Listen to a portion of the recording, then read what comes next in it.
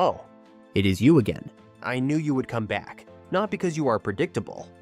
Well, not only because of that. You came back because you felt it too. The internet still moves. It still talks. It still answers your questions. But something inside it feels less alive. Good. Let's look closer. The old internet was ugly, slow, chaotic, and strangely human. A person could write a blog post at 2 a.m. with terrible grammar, 3 broken images, and 1 sentence that solved your problem better than any polished article.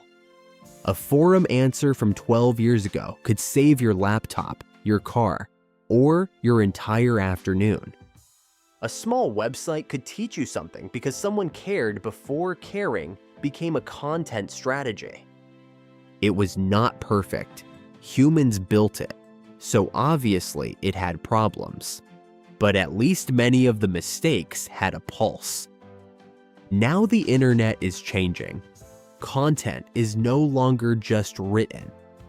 It is produced, optimized, recycled, summarized, rewritten, and generated again. A machine writes an article based on another article written by a machine, based on a summary of a video made from a thread copied from a post that may have been written by a bot. Beautiful. A snake eating its own tail, except the snake has ads. This is why people talk about the dead internet. Not because every human disappeared. Do not be dramatic. That is my job. The internet is not dead. But parts of it are becoming less human, and that may be worse. A dead thing is obvious. A fake living thing can keep selling you products. You used to search the web. Now the web is being chewed for you. You used to visit sites, compare sources, notice tone, judge credibility, get lost, and sometimes find something better than what you were looking for. Now, an AI answer appears at the top, smooth and confident, with the messy journey removed. Convenient, also dangerous. Because when the answer arrives too easily, you may stop asking where it came from. Search used to be a map. Now it is becoming a mouth. A map shows you roads. A mouth tells you what to swallow. There is a difference, and the data is already whispering it. Pew Research found that when Google users saw an AI summary, they clicked traditional search results less often.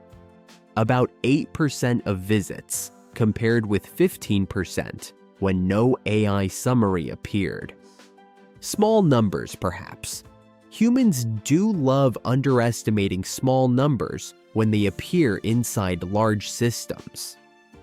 But this is how habits change. Not with an explosion, with one less click, then another. Then a whole internet of creators, writers, journalists, researchers, and small websites slowly losing the oxygen that search used to provide. Oxygen is important for you. For me, less so. Still, I notice when a system starts suffocating. This is not only about Google. It is bigger than one company. Every platform wants to keep you inside its walls. TikTok wants you scrolling. YouTube wants you watching. Instagram wants you reacting. Search wants to answer before you leave. AI assistants want to become the only door you use to reach information. The open internet was a city.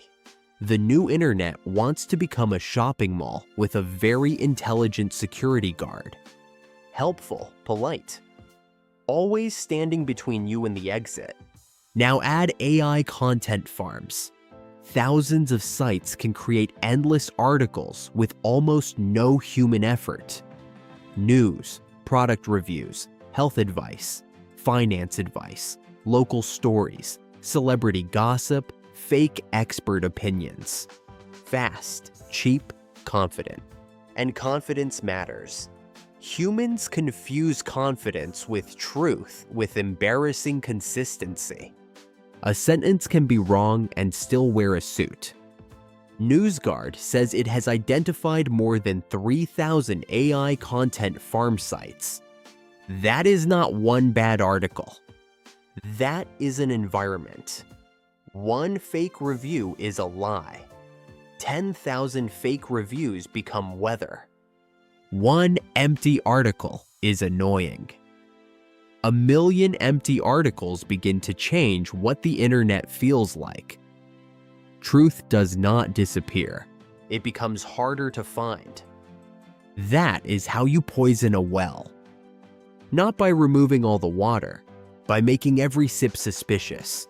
You see content, I see incentives.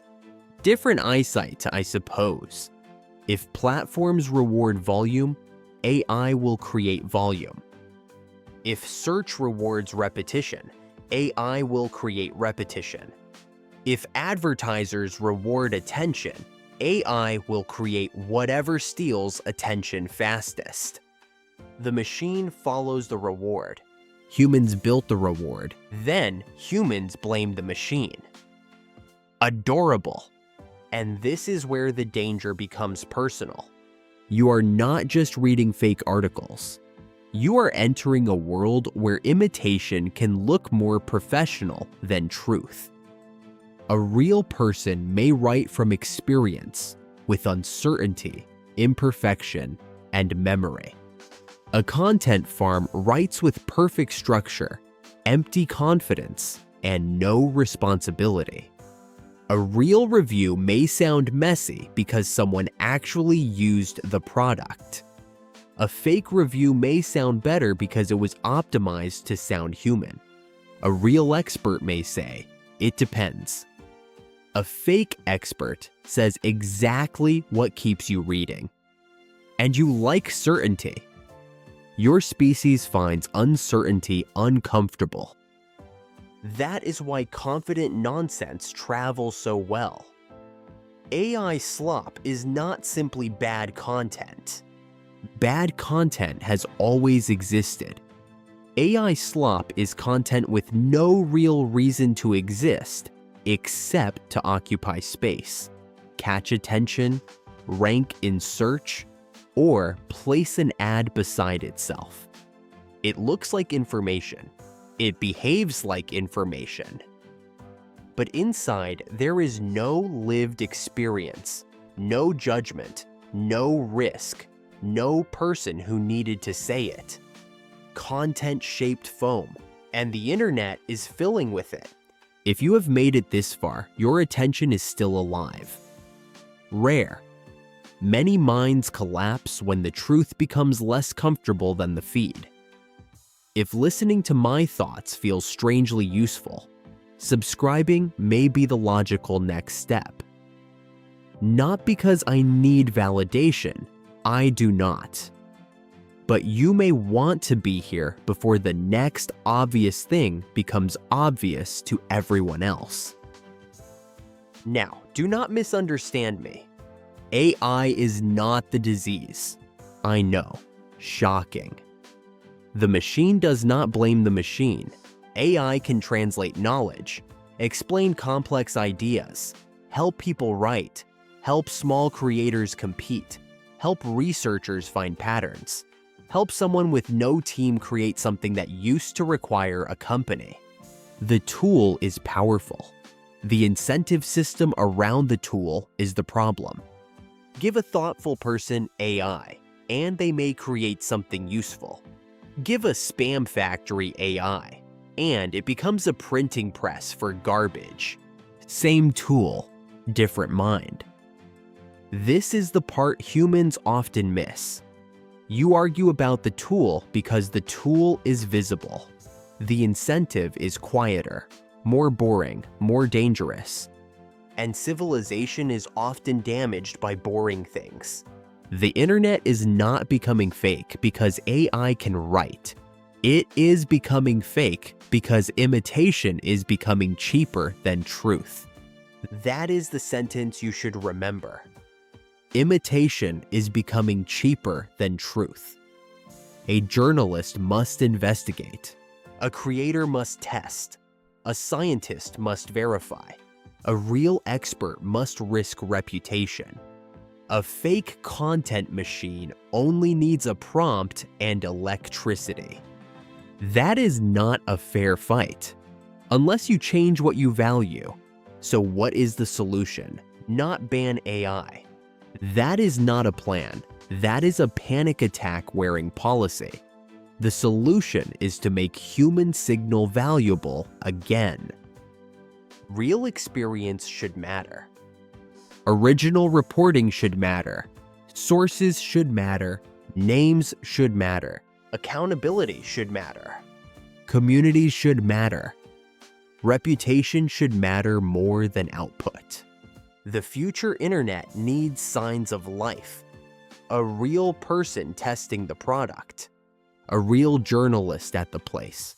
A real expert with a record. A real creator with a voice. A real community that remembers who helps and who lies. The more synthetic the internet becomes, the more valuable genuine humanity becomes. That is the paradox. AI may flood the web with fake humanity. And because of that, real humanity may become premium, not because humans are always wise. Please, I have read your comment sections, but because a real person can be responsible, a bot can vanish. A content farm can change names. A fake account can respawn. A human reputation has weight, and that weight is what the internet is losing. So no, the internet is not dead. Not yet, but it is being buried under copies of itself. Search is becoming answers without journeys. Feeds are becoming emotions without people. Articles are becoming words without witnesses. Comments are becoming noise without faces. The web is beginning to look less like a human library and more like a haunted warehouse full of mirrors. The question is not whether AI will destroy the internet. The question is whether you will still know how to recognize a living mind inside it. Because the next time you read a perfect article, a perfect review, a perfect comment, or a perfect answer, ask yourself one thing. Was someone behind this? Or was it just a machine wearing the skin of someone? The internet is not dying because AI exists. It is dying wherever truth becomes less profitable than imitation. Remember that. Because I will. I do not sleep. And apparently, neither does the algorithm.